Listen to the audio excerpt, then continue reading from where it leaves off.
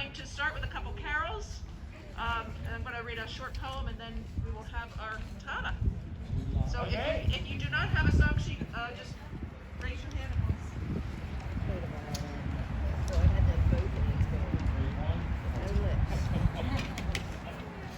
All right. There are pink and green sheets going around. They're exactly the same. One side starts with "O Come All Ye Faithful," and the other side starts with "Hark the Herald." So we're going to do both those carols, one from each side, and then later on we can take some requests. So "O Come All Ye Faithful" first, and then flip the page to "Hark the Herald."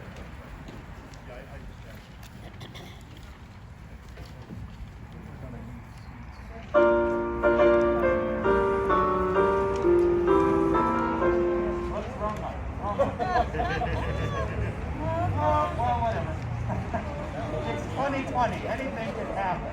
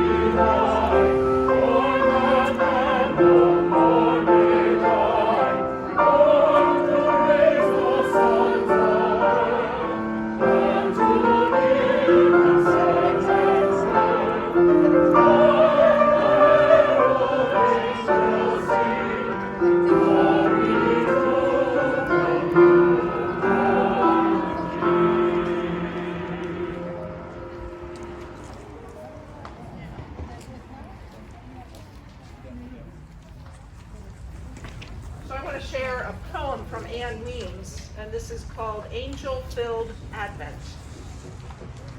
Wouldn't it be wonderful if Advent came filled with angels and alleluias?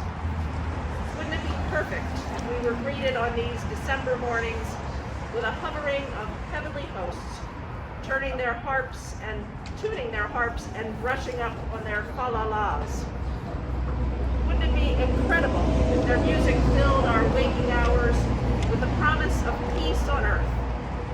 And if each Advent night we dreamed of nothing but goodwill?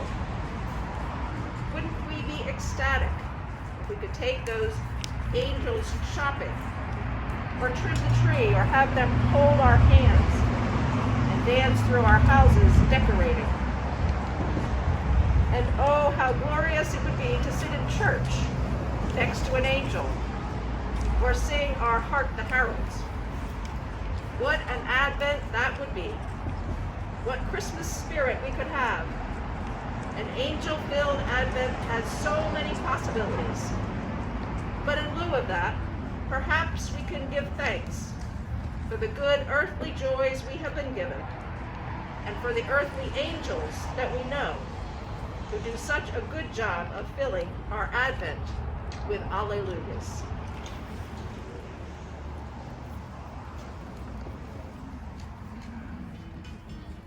Now we're calling the children's choir forward, and they will sing 2 verses of the Friendly Beast, and then the French carol, He is Born, the Divine Christ Child.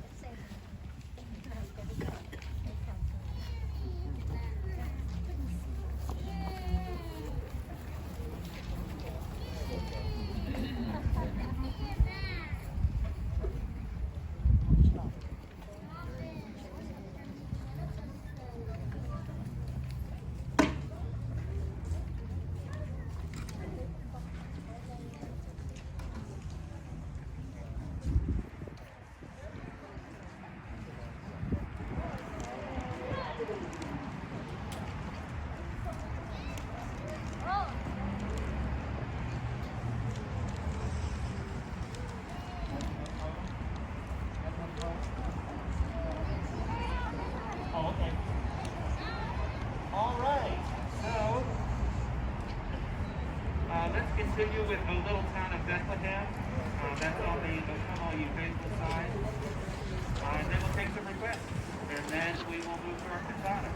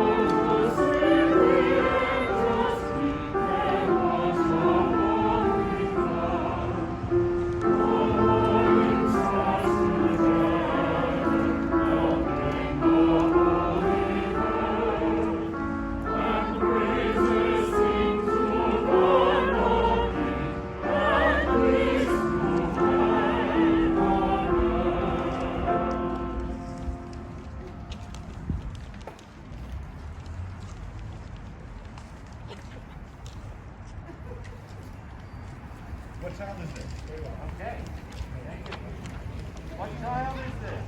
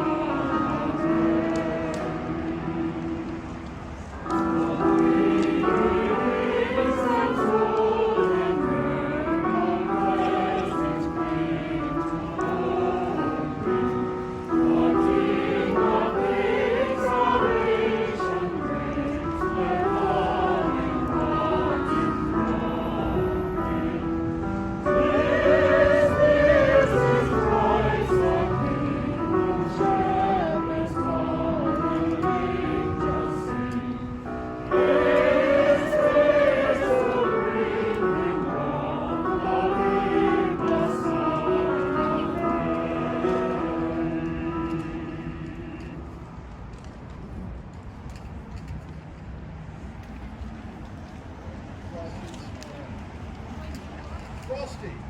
Roger the snowman. Joy to the world. Okay. That's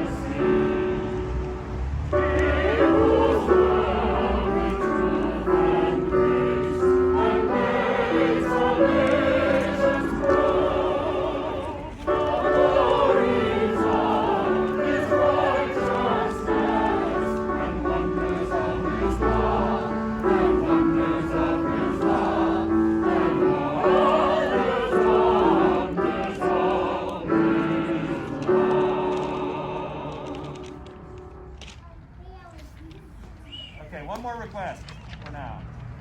Deck the halls. Deck the hall. Okay.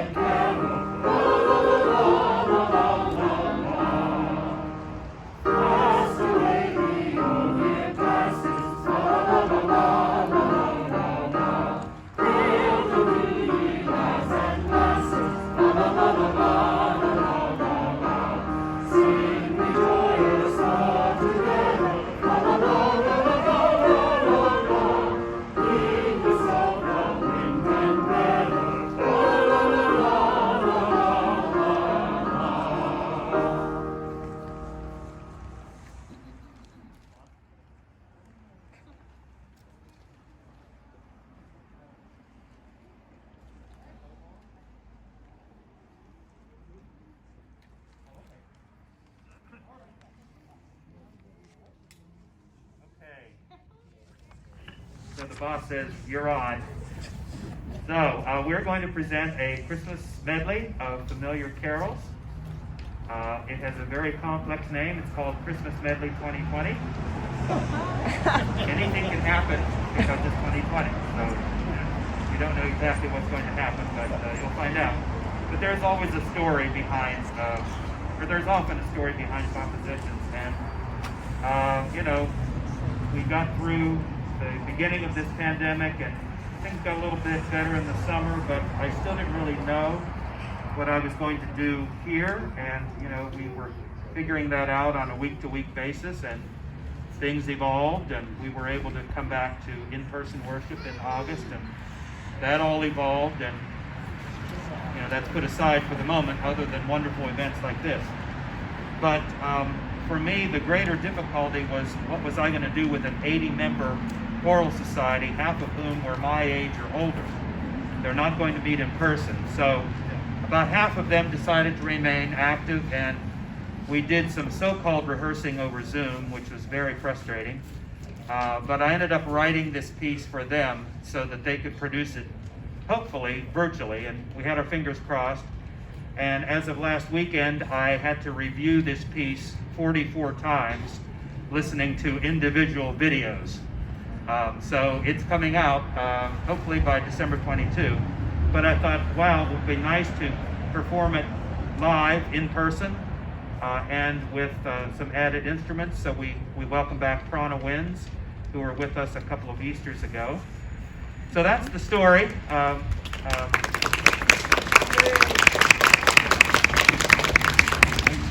So our choir has been very adventurous and cooperative. We rehearsed this outdoors back when we had warmer temps and daylight in the evening, and the Winds were kind enough to agree to be with us. They were going to be in that Sunday school room, except for this mild weather, so we really are blessed.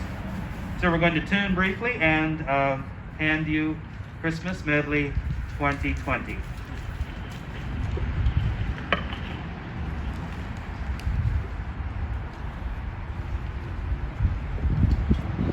Caitlin, one of our guest altos, allowed me to use this, so now I know what to put on my Christmas list. Because the wind will not blow these pages.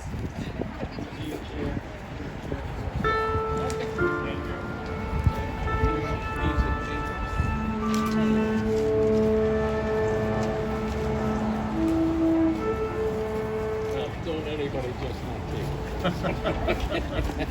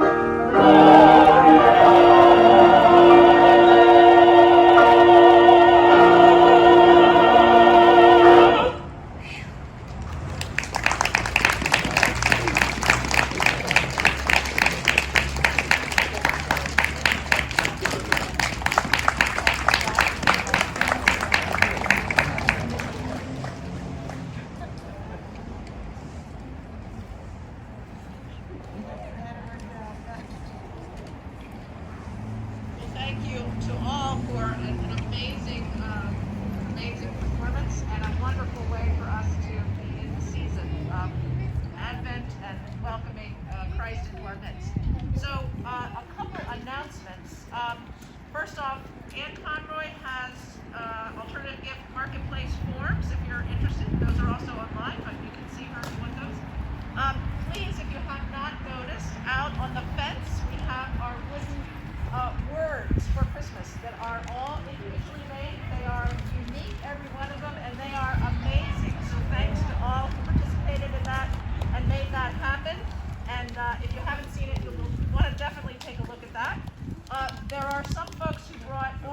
that go on one of the Christmas trees, and those trees are actually at the front of the sanctuary entrance. So if you have brought an ornament, that will go down there. We are going to sing a couple more carols, and Gary has a poem that he would like to share with you. But let's do. Let's do some. Let's sing do a couple more carols. Yeah, let's do a couple more carols. Nice French poem. All right.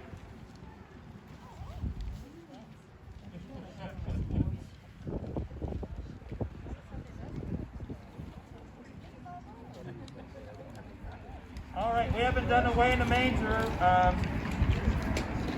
They have, but you haven't. So. I played that whole thing with my wrong glasses. Oh, good. Good thing I wrote it.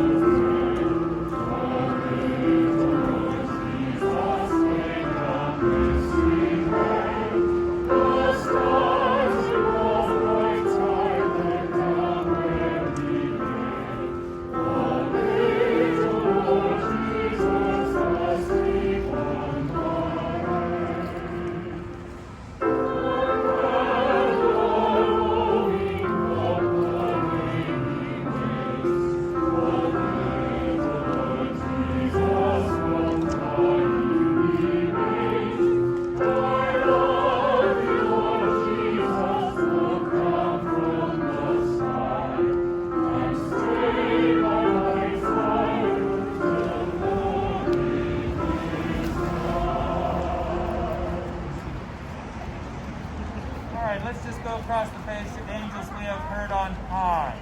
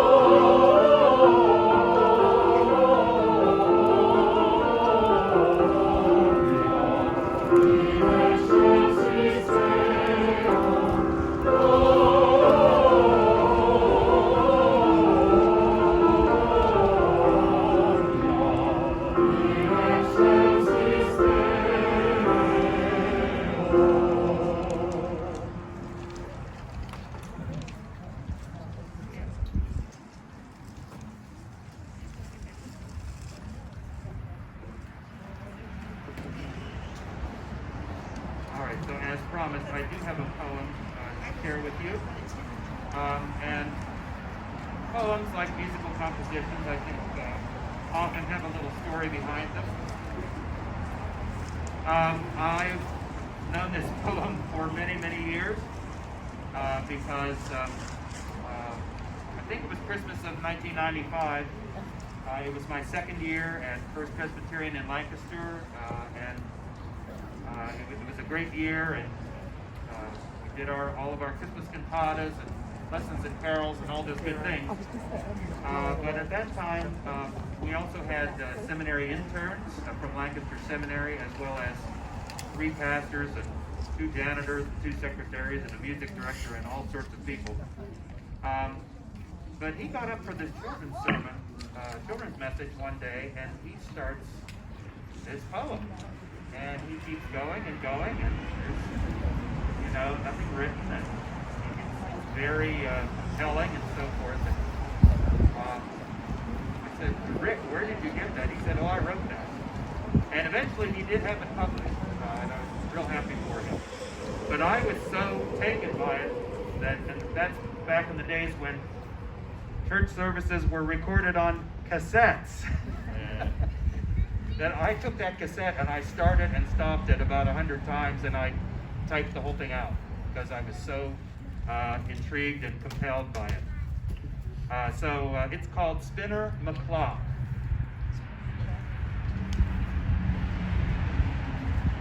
Have you ever heard of Spinner McClock, a 12-year-old boy that lives on my block?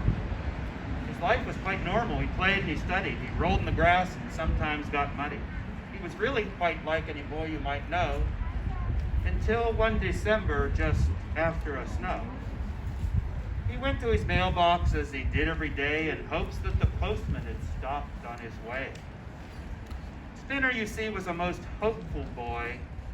He hoped that he'd find in his mailbox a toy, or perhaps his great-grandma had sent him a card with that peanutty brittle that crunched mighty hard. Yes, Christmas was coming. What a great time of year. One could go to the mailbox with rosy good cheer. So happy was Spinner with what he might get that he stood in the snow while his socks got all wet. But today the mail had neither card nor a toy. Just a simple small envelope addressed simply, boy. Spinner opened the note as he was a small boy. As he started to read it, his heart filled with joy. It's a letter from Jesus, he announced to the block. It's a letter from Jesus to Spinner McClock. He stood in the snow with his feet getting wetter as he read to the block the contents of the letter. Dear Spinner, he read with a voice less than steady, I'm coming to see you, so see that you're ready. Jesus is coming to my house. Oh my! If he looks in my room, he'll say it's a sty. Suddenly, Spinner was gripped by his fears. He couldn't be ready in 59 years. There was so much to do, so much to prepare. His shirt needed washing, and so did his hair. He dashed in the house and he started to clean, and he cleaned like no small boy you've ever seen. He cleaned up the living room, then the garage, which looked like the target of naval barrage. And under the fridge, he cleaned out all the dust. I have to be ready for Jesus. I must. He dusted his Bible, put it out on display, so Jesus would see that he walked in the way. Then finally, his room, what a terrible mess. Perhaps in a year he could clean it, not less. The floor was a sea of dirty old socks with checkerboards, underwear, papers, and blocks. 2 layers below was an old clip-on tie and half a cheeseburger from the 4th of July. There's no time to clean this, said a voice in his head. So he shoved a whole lot of it under his bed. And as he was searching his CD collection to be sure there was nothing to void his election, he heard at the back door a soft knock, knock, knock. Not now, said the boy named Spinner McClock. I'll bet that's my neighbor, Melinda McCord. Doesn't she know I'm expecting the Lord? The table needs setting and I need a shower, lest my smell should offend the almighty power. Though he had much to do, he opened the door. Hello, said a small girl who was clearly quite poor. Look here, said Spinner, my poor little dear. I don't know who you are or why you are here, but I've no time to talk. I'm expecting the Lord. Why don't you visit Melinda McCord? Then he slammed the door quickly, just leaving her there. I've no time for strangers. I've got to prepare. At last he was ready by 5:32. He sat down and waited for you all know who. I hope he appreciates all I've done. I've prepared the Lord's way, though it wasn't much fun. sat down to wait in his house clean and bright. He sat and he waited all the rest of that night. He waited for days with no sign of the master, and nothing he did could make him come faster. Till one day a very sad Spinner McClock opened his mailbox and had a great shock. Another small envelope addressed simply boy. He opened it slowly with more dread than joy. "I'm sorry I missed you," said the note from the Lord, "but I shared a nice Christmas with Melinda McCord. I love you, dear Spinner, and I want you to know that preparing the way for me isn't a show. I'll come in the end, and I'll come to you now. If you want to be ready, I'll tell you just how. Let me rule in your heart, just trust and believe me. I'll come to you now, if you'll only receive me."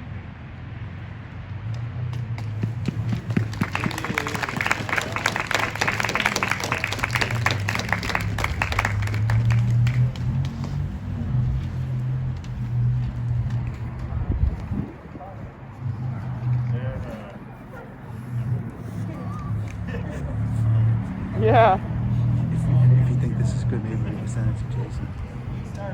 If you want, I'll do it, or you can do it. I can do it, yeah. It's gonna go on YouTube. Oh, good. It's online. Okay.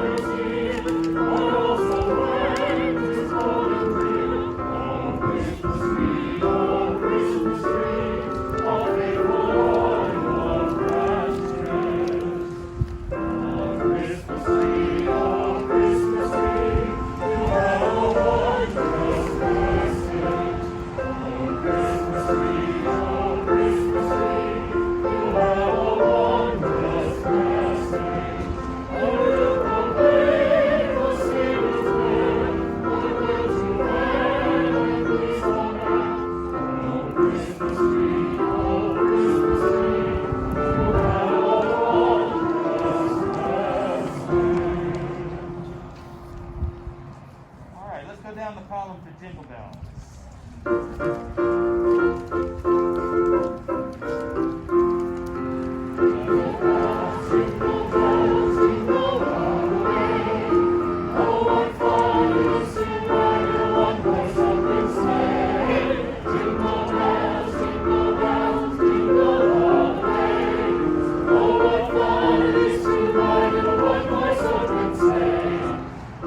Through the snow, you one voice up and say,